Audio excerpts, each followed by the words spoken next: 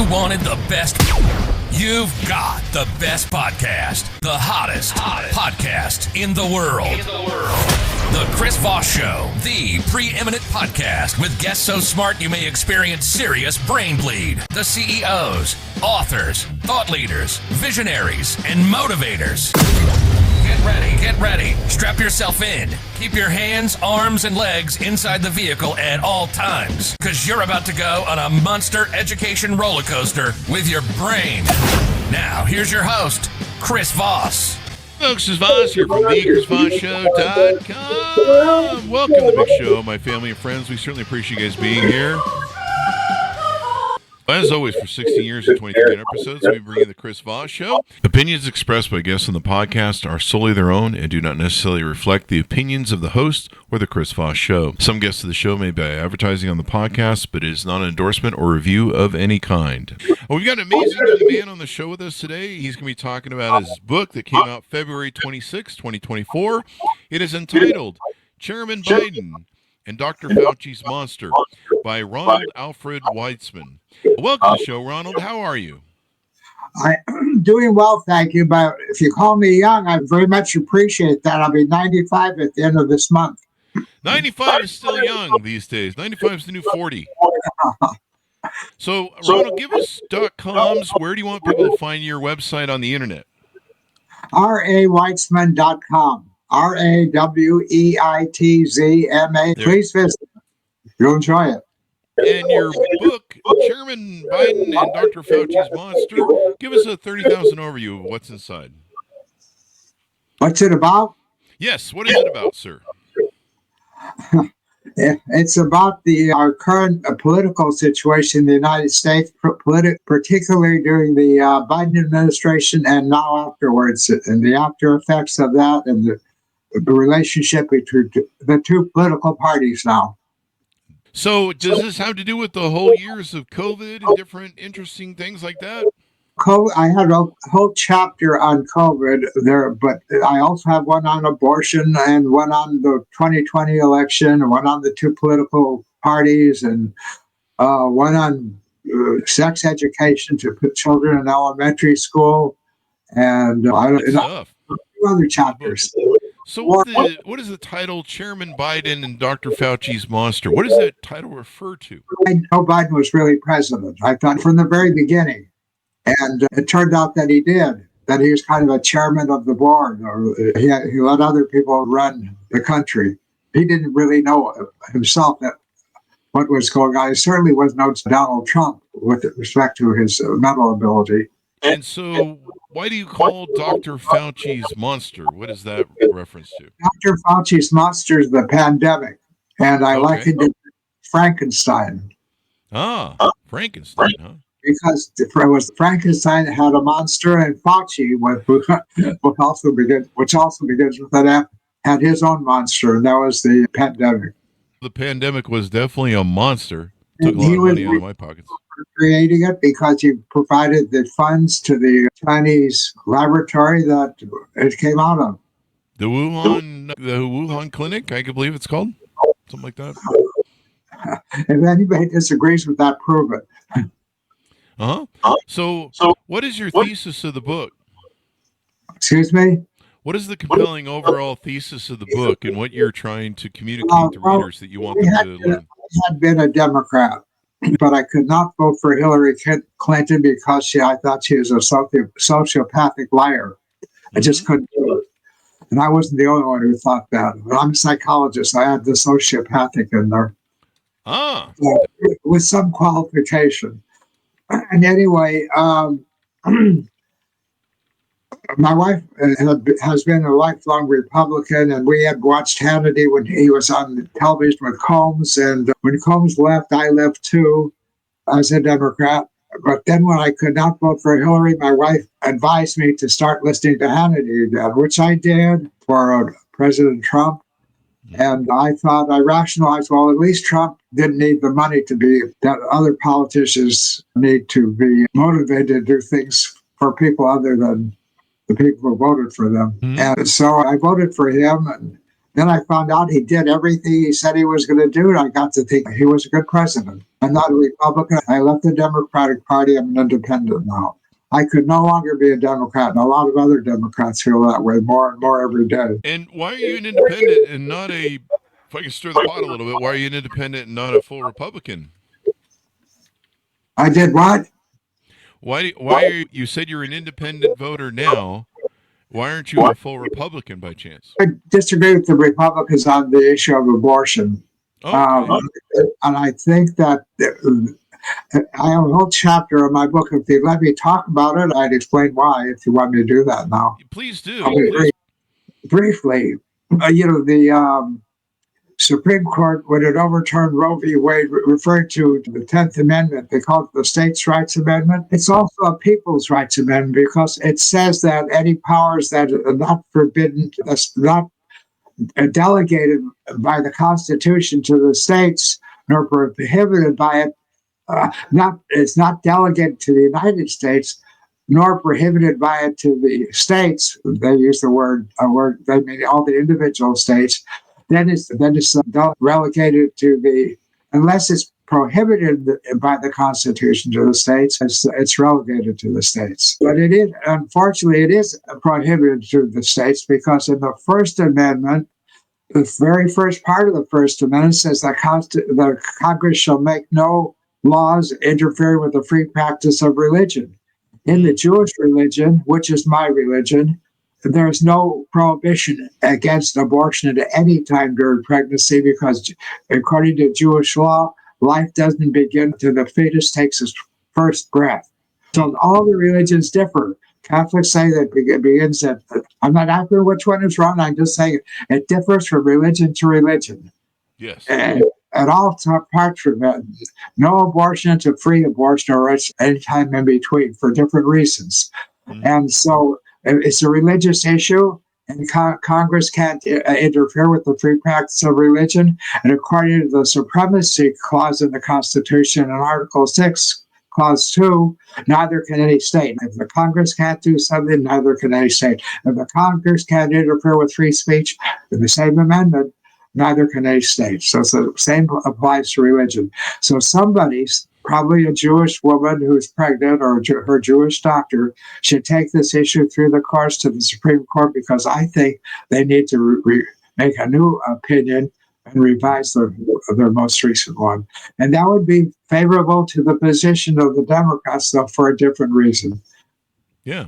So your political position, and I imagine you fleshed this out in the book, is that you're for abortion and the freedom of being able to make a choice.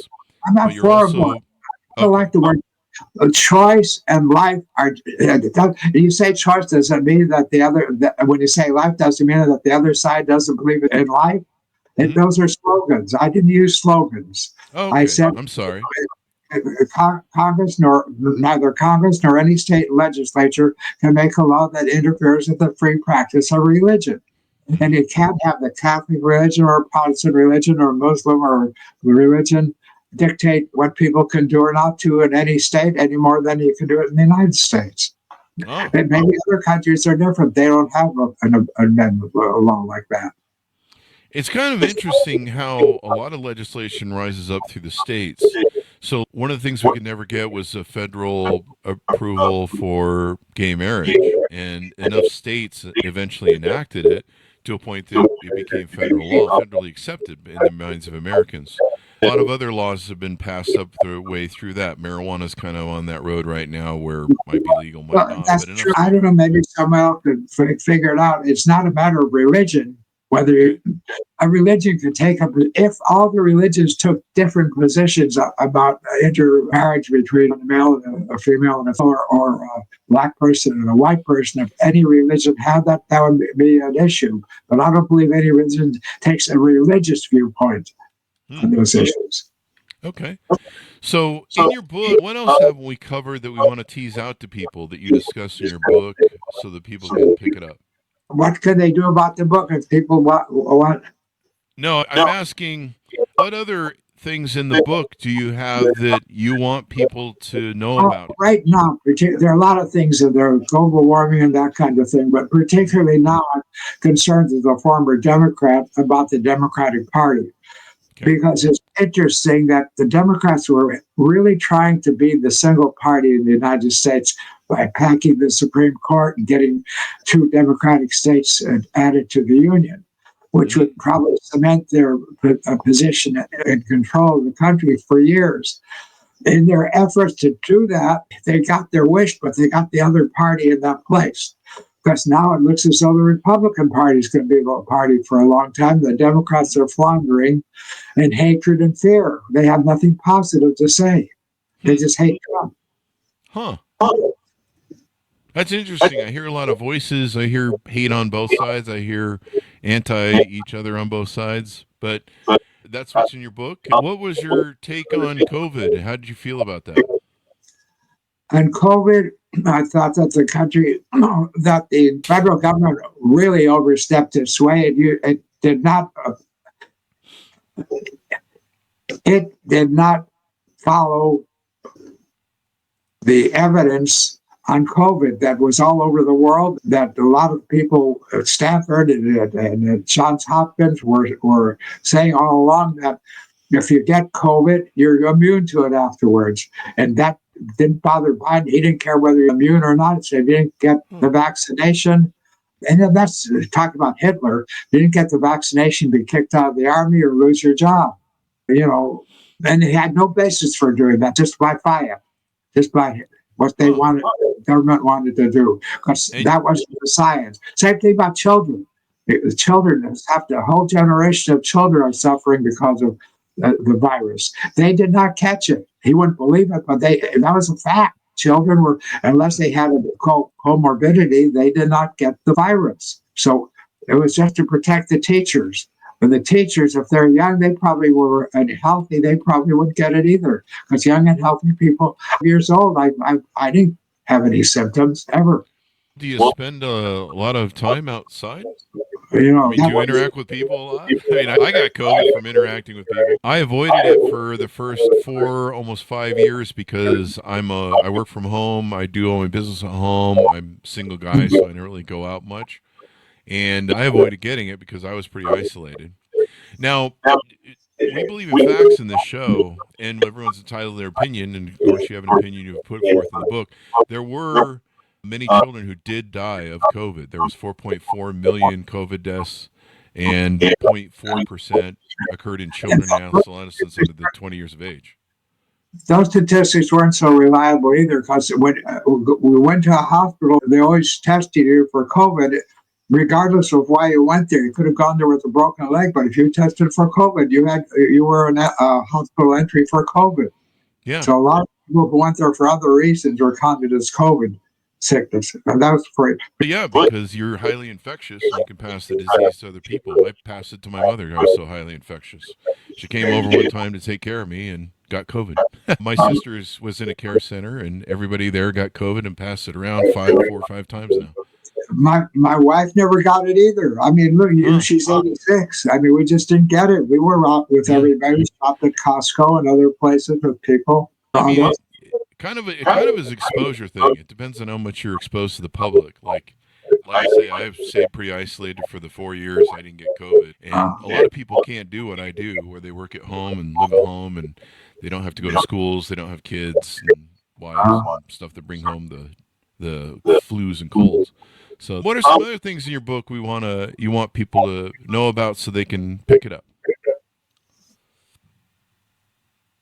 Was that a question? I didn't hear that. What are some other things that are in the book you want people to know about? The global warming is another one. Okay. There's a lot in my book about how we persuade people to do certain things. For example, how we get young people to carry signs and support Hamas instead of the Israel. Yeah, and that's something, huh? I mean, you get these children to go out there thinking the world's going to come to the end if we don't have windmills or we don't have solar power. And all those things are good, but it's not true either. What happens is that I'm a psychologist, and let me just get a little bit into this. People have consciences, and the reason we do have consciences psychologically is that we don't operate on the basis of instincts the way other animals do, but we do have instincts that we feel very lightly. Sort of and we feel guilty when we don't respond to them. And we're social animals, for example. If we don't behave socially, we feel a little guilty. And what the Marxist people, the people on the far left think that is that religion, and they tend to be anti-religious, even if they're Jewish or they're Christian, whatever they were at the beginning, they tend to be either atheistic or agnostic, because they think that religious people use this conscience of ours and our feeling of guilt there's a justification, what they call original sin. And that gets you to do a lot of things. That fear controls people. And so the Marxists try to control people too by putting fears like global warming into them. They rile up the same sort of guilt feelings, and people go out thinking they have a holy cause. I don't think it's based on fact. I'm also a statistician, and their statistics are all screwed up in the climatology business. So they have no sound basis. And I have a whole chapter on that. Let me ask you this, because I'm not a scientist, and I'll push back a little. I've lived 57 years. You've lived 94. There's obviously a lot more global disasters, global warming issues going on than ever before. I mean, you look at, we just had a first 100-year hurricane or tornado in California, watching half of California burn down practically. I'm embellishing a little bit. Yeah, that's weather, not climate. We always have extreme weather. There's not more extreme than we've had before. You can't use a symptom just one symptom to diagnose a disease. Huh. That's an interesting opinion to voice in your book. I'm skeptical of everything, but it's become apparent the dangers are getting worse. And in fact, we've had insurance people on the show. That one of the reasons insurers are pulling out of California and Florida is because there's more global warming disasters that are happening. So it's kind of a hard sell. Well, the extreme weather doesn't mean global warming. People said, I'm involved in the water issue locally, and people in California have said that we're going to have a drought for years because of global warming. The last 3 years were heavy rain years. So what do you do about that? And we've had, even during my lifetime, several times where it's got hot increasingly for a number of years, and it's cooled off again. Yep. What else is in the book that we should tease out to people? The most controversial was probably the 2020 election. Uh-huh. I explain why constitutionally it was an unconstitutional election. It was Mike Pence's fault that he had the opportunity to take the issue to the Supreme Court when he had the vote count in the joint session of Congress. He chose not to do it. He took the oath of office to defend the Constitution, and he did not do it. All he had to do was ask each person who presented the vote count in the state whether the appointment of the electors had been done according to the Constitution. And that meant that only by the means that the state legislature decreed. And in 4 or 5 states, that was not true. Now, this has been visited upon by multiple courts, including the Supreme Court. How do you square that circle? How do I do what? Now, this has been legislated before multiple courts, I believe, including the Supreme Court, up to the Supreme Court. How do you make that argument when the courts have ruled otherwise, that it was constitutional? Ruled otherwise to what did they rule otherwise to? That Mike Pence acted constitutionally when he did basically what the role is. I mean, the roll call of the vice president in calling the roll of the votes is just to call the roll. There's no other. It's not a position of decision or a change-up of any type. It's his job is just to read the notes. That's it. That says that in the Constitution. I mean, when they had the joint session of Congress, that didn't say that in the Constitution. That he should just read the vote. He took an oath to defend the Constitution. If he asked each pretender whether the state had appointed the electors in accordance with the Constitution, 4 states would have said it wasn't true because it wasn't. in Wisconsin, they had the Supreme Court judges determine the election the way they did with the boxes, the voting boxes all over. That was not according to the legislature, even their Constitution. Huh. So, did you review the court cases by chance? Did you review the court cases by chance that the courts litigated over this? Because they did. You see, if Mike Pence had asked them that and asked them to swear under oath that they had followed the Constitution, would have had to say no. And then it would have gone to the Supreme Court, and the Supreme Court would have had to have heard the case because these were the directly affected parties. 17 states brought that issue to the Supreme Court. The Supreme Court didn't hear it because they said the states did not have standing. Mike Pence was right in the position to put that right back to the Supreme Court where they'd have to consider it. And if they considered it honestly, they would have to say that it had to go to Congress to make the decision because the 4 states didn't have the votes. So what else in the book do you want people to learn as they read it and walk away from it? About abortion? About everything that's in the book. Is there anything we missed that you'd like to tease out to people to get them to buy the book? If they disagree with me about any of these things, read it, and then I'd be glad to hear from them and see what they have to write about it. Mm-hmm. So far, nobody's done that. Nobody has complained about anything in the book that I've seen. Because I'm not trying to get on a stool and argue and shout and use foul language. I've tried to defend my things with facts. Mm-hmm. So however the decision falls, I follow the facts. Some support Democrats, some support Republicans. Mm-hmm. And if they want to follow the facts and if they have other facts to contravene mine, I'd be glad to hear it and see them. As we go out, give people the final pitch. Tell them where they can pick up your book and your .com, where they can review you on your website.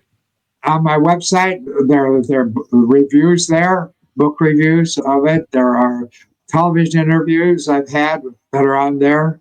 There's background material there. I think it would be worth visiting the website, and it shows you how you can buy the book. You can get it on Amazon or other places. And if you get it in any format, you can get an oral version, so you can just listen to it. You get it in paperback, or you can get it hardback, or even by Kindle. Mm-hmm. So people can pick up the book wherever fine books are sold. Thank you very much for coming on the show. I certainly appreciate it. Thank you very much for having me. I appreciate it. And thanks for tuning in. Go to goodreads.com/Chris Voss, LinkedIn.com/Chris Voss, one of the TikTokity, and all those crazy places in it. Be good to each other. Stay safe. We'll see you next time. And that should have